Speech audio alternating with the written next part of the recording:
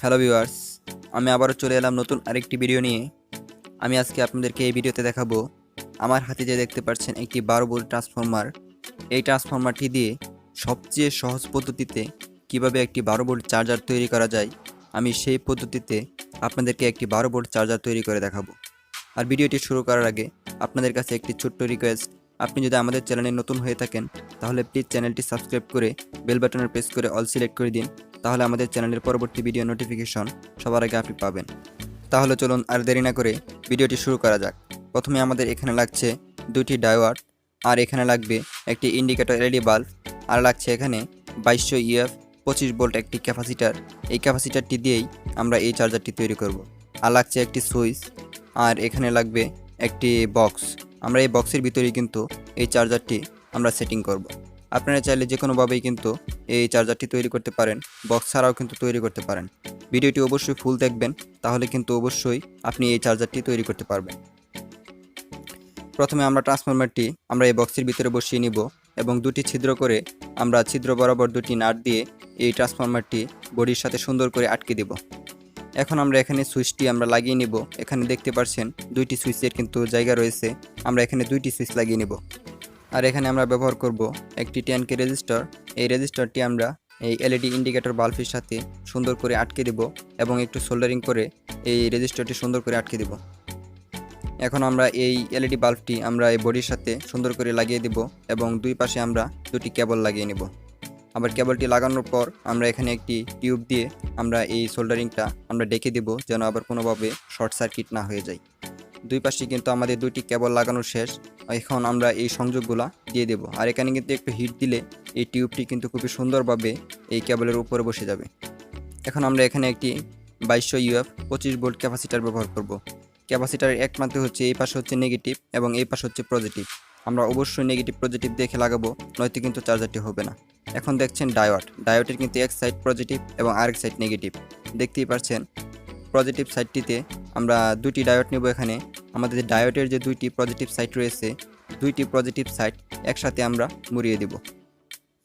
মুড়ানো শেষ হলে আমরা এখানে একটু সোল্ডারিং করে আমরা এই ডায়োডগুলো লাগাবো। আমাদের যে ডায়োডের পজিটিভ দুটি সাইড দেখতে পাচ্ছেন, এই পজিটিভ দুটি সাইড আমরা যে ক্যাপাসিটারটি রয়েছে এখানে ছোট ক্যাপাসিটারটি, এই ক্যাপাসিটারের পজিটিভ সাইডে আমরা সুন্দর করে সোল্ডারিং করে আটকে দেব। ডায়োড দুটি আমাদের ক্যাপাসিটারের সাথে সুন্দর করে লাগানো শেষ হলে এখন আমাদের যে ট্রান্সফরমারটি রয়েছে, ট্রান্সফরমারের কিন্তু আউটপুট হিসাবে 3টি তার রয়েছে। আমাদের যে ট্রান্সফরমারের দুই পাশে দুইটি তার রয়েছে নীল কালার, এই নীল কালার দুটি তার আমরা এই ডায়োডের দুই পাশে আমরা সংযোগ করে দেব সোল্ডারিং করে। দুই পাশে কিন্তু আমাদের সোল্ডারিং করে সংযোগ দেওয়া শেষ। এখন আমরা কি করব, এখন যে আমাদের ট্রান্সফরমারে আরেকটি মাঝখানে তার রয়েছে আউটপুট, এই মাঝখানের তারটি আর আমাদের যে ইন্ডিকেটর বাল্বের যে নেগেটিভ তারটি রয়েছে আমরা এখানে লাগিয়ে দেব। লাগিয়ে আমরা এখন আউটপুট হিসাবে দুটি কেবল বের করব। এখান থেকে আমরা আউটপুটের জন্য দুটি তার আমরা বের করে দেব এখান থেকে।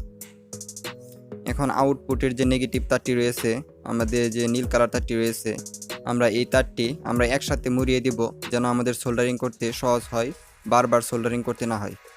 এখন আমাদের ক্যাপাসিটারের নেগেটিভ সাইডে আমরা এই 3টি তার একসাথে মুড়িয়ে সোল্ডারিং করে আটকে দেব। নেগেটিভ তারটি কিন্তু আমাদের এখন সোল্ডারিং করা শেষ, সোল্ডারিং করে আটকানো শেষ।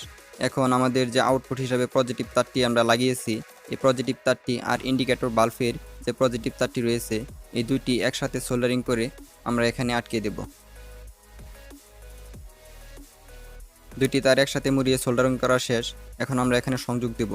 আমাদের যে ক্যাপাসিটারটি রয়েছে, ক্যাপাসিটারটির যে পজিটিভ সাইডটি রয়েছে, পজিটিভ সাইডে আমরা এই তারগুলো সুন্দর করে সোল্ডারিং করে আটকে দেব। এখন কিন্তু সোল্ডারিং করা শেষ। এখন আমরা এখানে ইনপুট সংযোগ দেব। ইনপুট সংযোগটি আমরা সরাসরি দেব না, আমরা সুইচের মাধ্যমে দিয়ে দেব, যেন আমরা এই চার্জারটি অন অফ করতে পারি। আমাদের ইনপুট সংযোগ দেওয়ার জন্য দুটি তার আমরা এখানে ভিতরে আমরা বক্সে লাগিয়ে নিব এবং আমরা সুইচের যে নিচের দুটি টার্মিনাল রয়েছে, নিচের দুটি টার্মিনালে আমরা দুটি তার সুন্দর করে লাগিয়ে দেব এবং ট্রান্সফরমারটির যে ইনপুট দুটি তার রয়েছে, এই দুটি তার আমরা সুইচের উপরের পাশে আমরা সোল্ডারিং করে আটকে দেব। একটি তার লাগানো শেষ। এখন আমরা ইনপুট হিসাবে আরেকটি তার আমরা উপরে লাগিয়ে দেব সুইচের। প্রত্যেকটি তারই কিন্তু এখন আমাদের লাগানো শেষ। এখন আমি আপনাদেরকে এই চার্জারটি সুন্দর করে সেটিং করে আপনাদেরকে চালিয়ে দেখাবো এই চার্জারটি কীরকম চলে। এখন আমরা এই কেবলগুলো এলোমেলো দেখাচ্ছে, আমরা এখানে একটি কেবল ট্রাই দিয়ে আমরা সুন্দর করে এই তারগুলো আমরা গুছিয়ে নিব, যেন তারগুলো সুন্দরভাবে গুছিয়ে থাকে।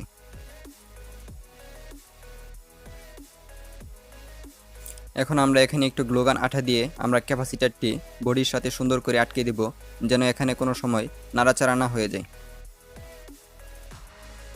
এখন আমরা আপনাদেরকে আমি দেখাবো এটি সংযোগ দিয়ে আমাদের এই চার্জারটি চলে কিনা। আমি এখানে একটি মোটর চালিয়ে আপনাদেরকে দেখাচ্ছি কীরকম চলে। আমাদের পাওয়ার অন করি নাই, পাওয়ারটি অন করার পর আমরা আপনাদেরকে মোটরটি চালিয়ে দেখাচ্ছি। দেখতেই পাচ্ছেন মোটরটি কিন্তু খুবই সুন্দরভাবে চলছে।